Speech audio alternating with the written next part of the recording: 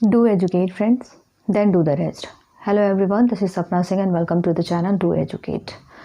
आज बात करने वाले हैं एक नए टॉपिक की जिसका नाम है theory of failure. Theory of failure जैसे कि नाम से पता चल रहा है कि फेलियर किस चीज़ से, फेलियर अगर कोई कंपोनेंट है, कोई मैकेनिकल इंजीनियरिंग का कंपोनेंट है तो उसका जो फेलियर होता है उससे रिलेटेड जो भी थ्योरी होती है वो कहाँ हम पढ़ते हैं, थ्योरी ऑफ फेलियर में पढ़ते हैं। एक तरीके से देखा जाए तो इसका मतलब ये है कि जो भी फेलियर होते हैं मटेरियल में उसकी थ्योरी के बारे में पढ़ना, किस तरीके से हम फेलियर को फाइंड कर सकते हैं या किस तरीके से हम उनकी डिज़ाइनिंग को सेफ तरीके से कर सकते हैं, वो सारी चीज़ें हम यहाँ पे पढ़ने वाले हैं थ्योरी ऑफ फेलियर में, राइट।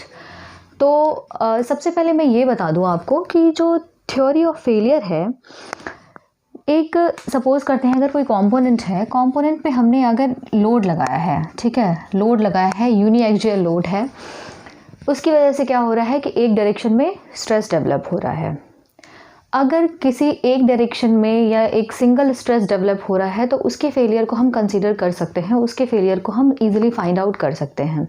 लेकिन होता क्या है कि जब एक से ज़्यादा या वेरियस टाइप के स्ट्रेसेस जब लगते हैं किसी कंपोनेंट पे तो उसको फाइंड आउट करना थोड़ा मुश्किल हो जाता है। तो उसके लिए क्या हुआ, उसके लिए अलग अलग लोगों ने अलग अलग थ्योरीज़ दी हैं जिसे कि हम क्या कहते हैं, थ्योरी ऑफ फेलियर कहते हैं। और ये जो थ्योरीज़ हैं, जो भी प्रिंसिपल इन्होंने दिए हैं, जो भी इन्होंने थ्योरी दी हुई है, वो ये 5 नामों से जानी जाती है, ठीक है। तो पहला है मैक्सिमम प्रिंसिपल स्ट्रेस थ्योरी। क्या है मैक्सिमम प्रिंसिपल स्ट्रेस थ्योरी? इसे हम क्या कहते हैं, रैंकाइन थ्योरी भी कहते हैं, क्योंकि मिस्टर रैंकाइन जो थे उन्होंने ये इस थ्योरी को दिया था, इस थ्योरी को डेवलप किया था, तो इसलिए इस थ्योरी को हम इनके नाम से भी जानते हैं, ठीक है। दूसरा आ जाता है मैक्सिमम प्रिंसिपल स्ट्रेन थ्योरी या फिर सेंट वेरेंस थ्योरी, ठीक है। सेंट वेरेंट ये साइंटिस्ट थे, तो इन्होंने इस थ्योरी को बताया था, तो इसलिए इस थ्योरी को, मैक्सिमम प्रिंसिपल स्ट्रेन थ्योरी को हम सेंट वेरेंट थ्योरी भी कहते हैं। थर्ड पॉइंट जो आ जाता है वो है मैक्सिमम शेयर स्ट्रेस थ्योरी, जिसे कि हम गेस्ट या फिर ट्रेस्का थ्योरी के नाम से भी जानते हैं, ठीक है। थर्ड पॉइंट क्या है, मैक्सिमम शेयर स्ट्रेस थ्योरी, जिसे गेस्ट या फिर ट्रेस्का थ्योरी के नाम से भी जानते हैं। चौथा पॉइंट आ जाता है मैक्सिमम स्ट्रेन एनर्जी थ्योरी, जिसे कि हम हेज थ्योरी भी कहते हैं, ठीक है। फिफ्थ पॉइंट आ जाता है maximum shear strain energy theory, जिसे वॉन मिसेस हैंकी थ्योरी भी कहा जाता है। तो ये 5 थ्योरीज़ हैं जो कि थ्योरी ऑफ फेलियर को डिफाइन करती हैं। अगर किसी कंपोनेंट पे वेरियस टाइप के स्ट्रेसेस लग रहे हैं, वेरियस टाइप के लोड लग रहे हैं, तो उसको डिफाइन करने के लिए या कंपोनेंट को सेव करने के लिए हम क्या करते हैं, इन सारी थ्योरीज़ को पढ़ते हैं, ठीक है। डिस्कशन करेंगे वन बाय वन। सबसे पहले हम देखेंगे किसके बारे में, मैक्सिमम प्रिंसिपल स्ट्रेस थ्योरी। क्या देखेंगे, मैक्सिमम प्रिंसिपल स्ट्रेस थ्योरी को देखेंगे। नाम से पता चल रहा है कि इसमें प्रिंसिपल स्ट्रेस के बारे में बात की जा रही है। किसके बारे में बात की जा रही है, प्रिंसिपल स्ट्रेस के बारे में बात की जा रही है, और उसमें भी क्या है, मैक्सिमम। नाम अगर ध्यान से देखा जाए तो क्या है, ये मैक्सिमम प्रिंसिपल स्ट्रेस। हमें पता है प्रिंसिपल स्ट्रेसेस क्या क्या होते हैं, सिग्मा 1, सिग्मा 2 और सिग्मा 3। तो इसमें मैक्सिमम कौन सा होता है ये भी हमें अच्छे से पता है कि सिग्मा 1 जो होता है मैक्सिमम प्रिंसिपल स्ट्रेस होता है, ठीक है। सिग्मा 1 की वैल्यू सबसे ज़्यादा होती है, सिग्मा 1 की ज़्यादा होती है, then sigma 2, then sigma 3। Sigma 3 की वैल्यू क्या होती है, सबसे कम होती है। तो अगर रैंकाइन थ्योरी की बात की जाए,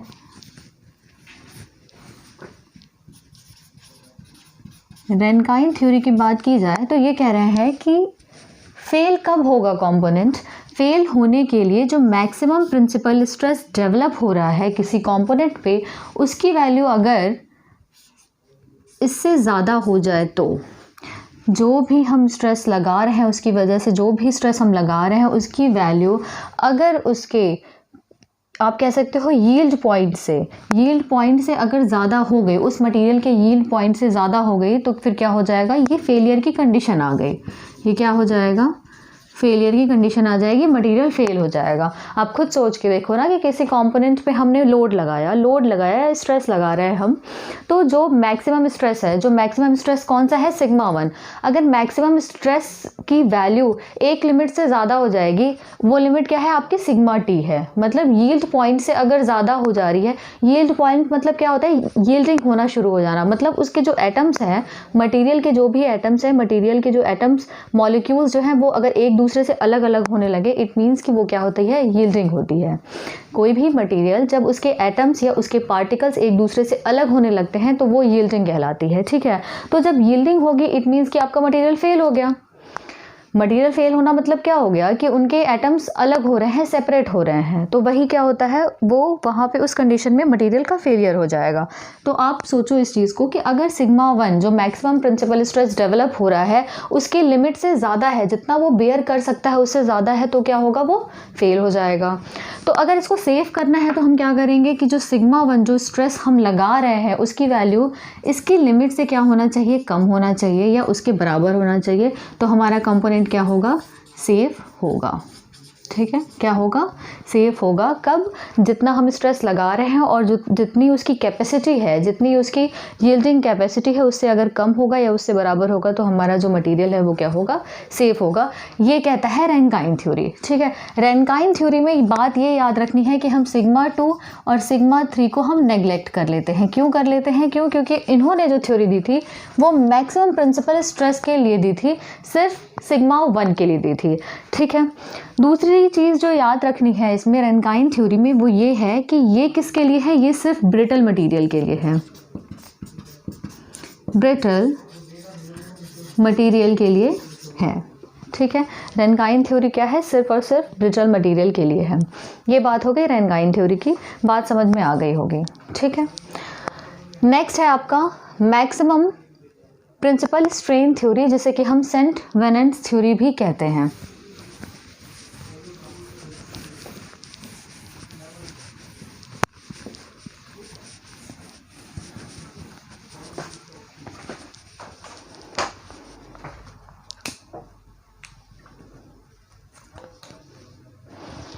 मैक्सिमम प्रिंसिपल स्ट्रेन थ्योरी की अगर बात की जाए तो ये क्या कहते हैं, यहाँ पे इन्होंने स्ट्रेन की बात की है, उन्होंने क्या की थी, स्ट्रेस की बात की थी। रैनकाइन थ्योरी ने किसकी बात की थी, स्ट्रेस की बात की थी, और इन्होंने किसकी बात की है, स्ट्रेन की बात की है।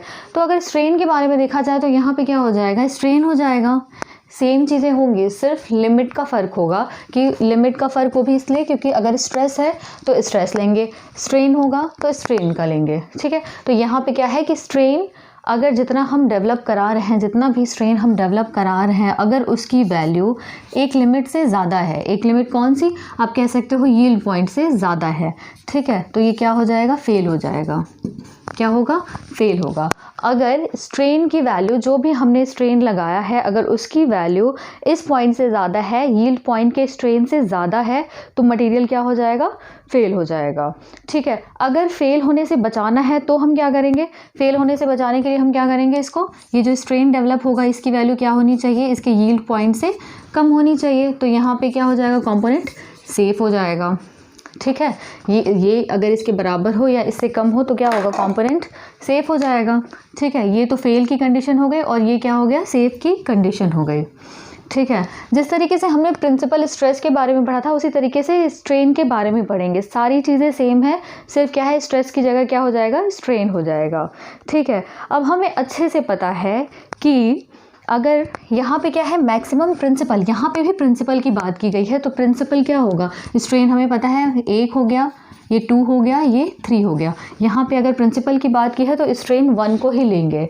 मैक्सिमम प्रिंसिपल स्ट्रेन थ्योरी की बात की गई है तो यहाँ पे भी मैक्सिमम प्रिंसिपल स्ट्रेन ही लेंगे। जैसे कि मैक्सिमम प्रिंसिपल स्ट्रेस इसमें लिया गया था सिग्मा 1, इसी तरीके से इसमें लेंगे ये स्ट्रेन 1, ठीक है, क्योंकि प्रिंसिपल, मैक्सिमम प्रिंसिपल यही होगा। देख लेते हैं इसको। हमें अच्छे से पता है कि जो स्ट्रेस होता है, हुक्स लॉ हमने पढ़ा था, stress is directly proportional to strain. अब यहाँ पे स्ट्रेस इज इक्वल्स टू क्या हो जाएगा, एक इलास्टिक कांस्टेंट आ जाएगा इनटू स्ट्रेन। स्ट्रेन की जगह हम क्या लिख सकते हैं, सिग्मा बाय ई, ये लिख सकते हैं। तो यहाँ पे क्या हो जाएगा, स्ट्रेन जो हो जाएगा, सेफ डिज़ाइन के लिए देख रहे हैं, यहाँ पे क्या हो जाएगा, ये यील्ड पॉइंट पे स्ट्रेस डिवाइड बाय ई, ठीक है।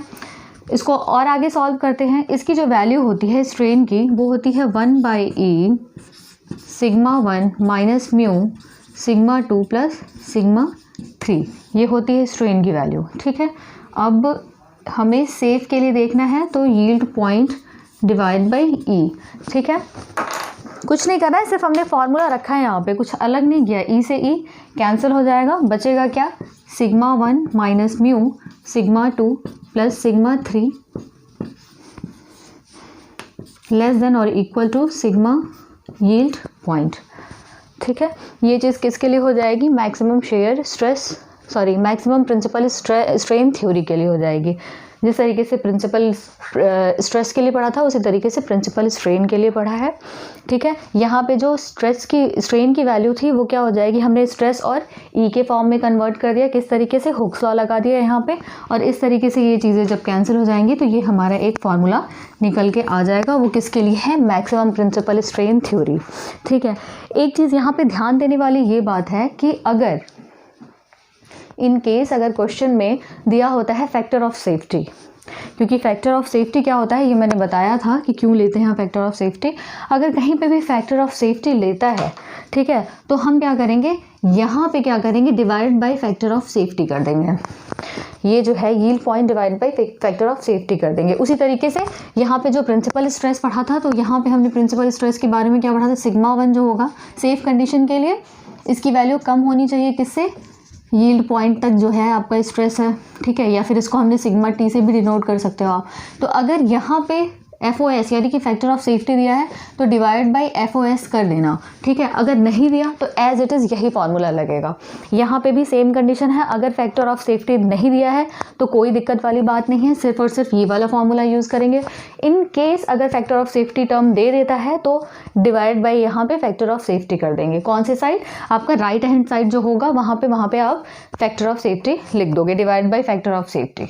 ठीक है, फैक्टर ऑफ सेफ्टी क्यों लेते हैं ये मैंने अच्छे से बताया हुआ था कि क्यों, क्या रीज़न है फैक्टर ऑफ सेफ्टी लेने का, क्योंकि हमें ज़ीरो रिस्क चाहिए होता है इसलिए। थर्ड पॉइंट देख लेते हैं मैक्सिमम शेयर स्ट्रेस थ्योरी के बारे में, जिसे कि हम गेस्ट या फिर ट्रेस्का थ्योरी भी कहते हैं।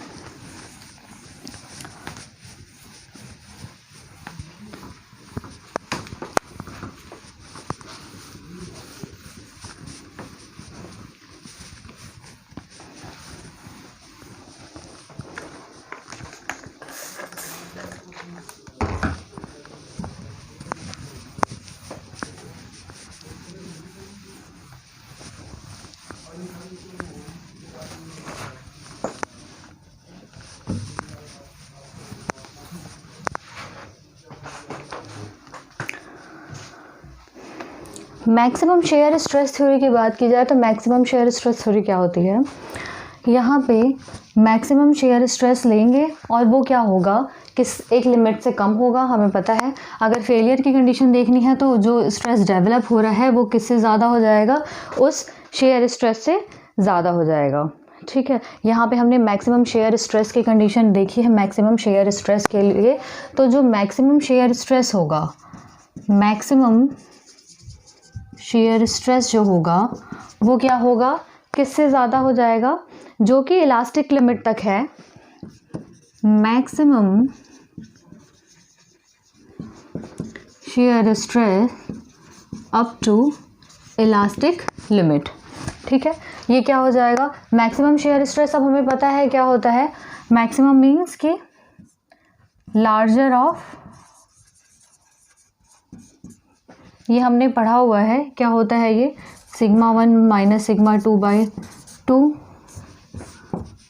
Sigma 2 minus sigma 3 by 2, sigma 1 minus sigma 3 by 2 greater than, ये फेलियर की कंडीशन है, ये याद रखना है कि फेलियर के लिए है ये।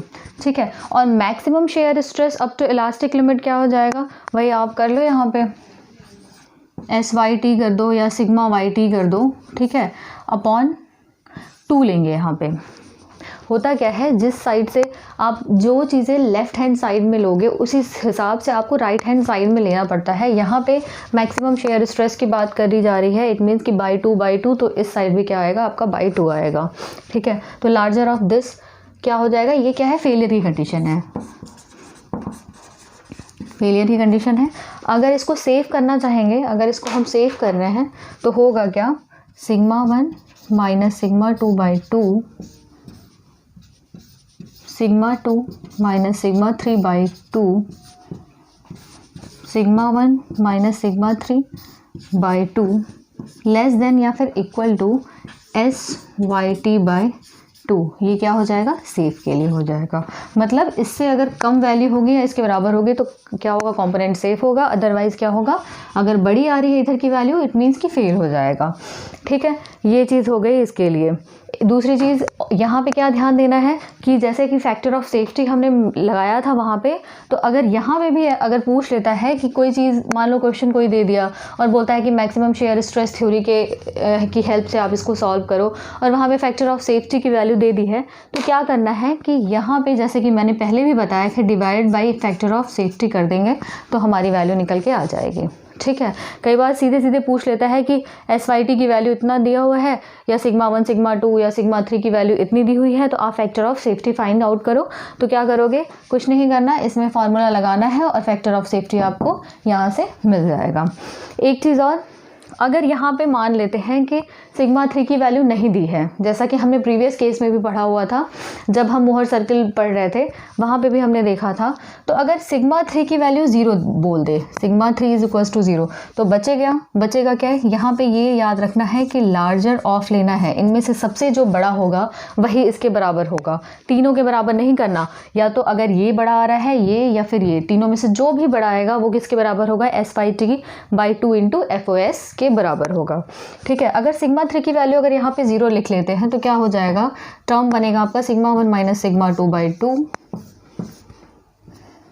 सिग्मा 2 बाई 2, क्यों, क्योंकि सिग्मा 3 तो 0 हो गया, फिर सिग्मा 1 बाई 2 लेस देन और equal to SYT divide by 2 into FOS। इसी तरीके से अगर सिग्मा 2 भी अगर 0 कर दे, तो सिग्मा 2 अगर 0 करेंगे तो सिग्मा 1 बाई 2, और यहाँ पे भी सिग्मा 1 बाई 2 ही बचेगा, तो sigma 1 by 2 is less than और equal to SYT by 2 into FOS हो जाएगा। ठीक है, कुछ नहीं करना है, यहाँ पे सिर्फ जो वैल्यू दी है वो वैल्यू पुट करनी है और ultimately you will get the answer, right. ये चीज़ें हो गई। ठीक है, आज हमने 3 चीज़ों को पढ़ा है। नाम याद रखना है क्योंकि कई बार क्वेश्चन में पूछ लेता है कि मैक्सिमम शेयर स्ट्रेस थ्योरी को और किस नाम से जाना जाता है। ठीक है, ऑप्शंस दे देंगे, रैंकाइन दे देंगे, सेंट वेनेंस दे देंगे, गेस एंड ट्रेस्का थ्योरी बोल देंगे। तो ये चीज़ें याद रखनी है कि किसका कौन सा ऑल्टरनेट नेम है, वो याद रखना है। और ये इसमें ध्यान देने वाली बात है कि जो यील्ड पॉइंट होता है उससे अगर जो हम फोर्स लगा रहे हैं, जो स्ट्रेस डेवलप हो रहा है यील्ड पॉइंट से अगर ज़्यादा है, इट मीन्स कि मटेरियल फेल हो जाएगा। अगर जो स्ट्रेस डेवलप हो रहा है वो यील्ड पॉइंट से कम है, इट मीन्स कि आपका कंपोनेंट सेफ है। ध्यान क्या देना है यहाँ पे कि अगर प्रिंसिपल स्ट्रेस है तो प्रिंसिपल स्ट्रेस को प्रिंसिपल स्ट्रेस से कंपेयर करेंगे उसके यील्ड पॉइंट से, स्ट्रेन है तो स्ट्रेन को स्ट्रेन के यील्ड पॉइंट से कंपेयर करेंगे, और अगर मैक्सिमम शेयर स्ट्रेस बोल रहा है तो उसको क्या करेंगे, उसके शेयर स्ट्रेस के यील्ड पॉइंट से कंपेयर करेंगे। ठीक है, तो आज के लिए बस इतना ही। आज 3 थ्योरी हमने देखी है, कल बाकी के दो जो थ्योरी बची हुई हैं उसे भी कंप्लीट करेंगे और 1-2 न्यूमेरिकल भी देखेंगे इससे रिलेटेड। ठीक है, फिर थैंक यू।